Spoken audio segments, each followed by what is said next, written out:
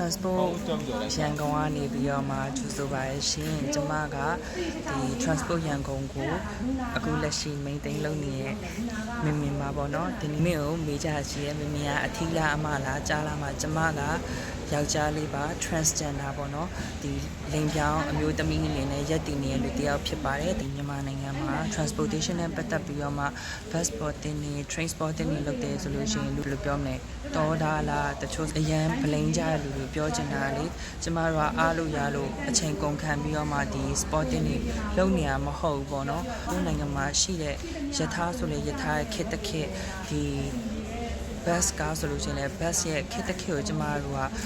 ဝါဒနာနဲ့အရင်ခံပြီးတော့မှ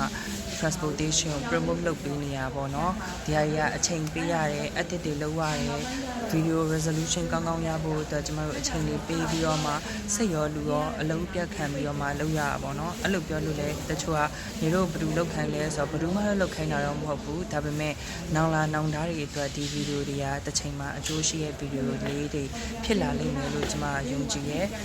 ကျမကိုယ်တိုင်လည်းဒီဟာ transportation ကိုအရင်ချစ်တယ်ကိုရီးငယ်တုန်းက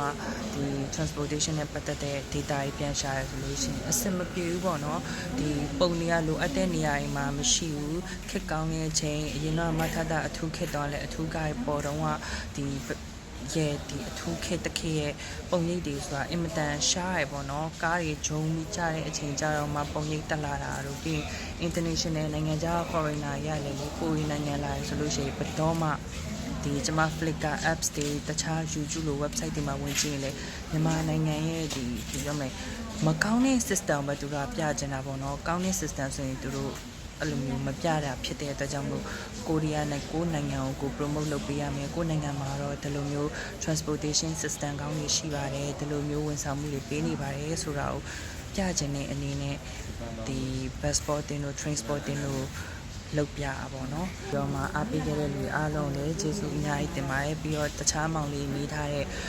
ဝင်ငွေရလားမရလားဆိုတဲ့ဟာတွေကိုလည်းနောက်အချိန်ရလို့ရှိရင်မင်မင်ကပြန်ပြီးဖြည့်ပေးပါမယ်နော်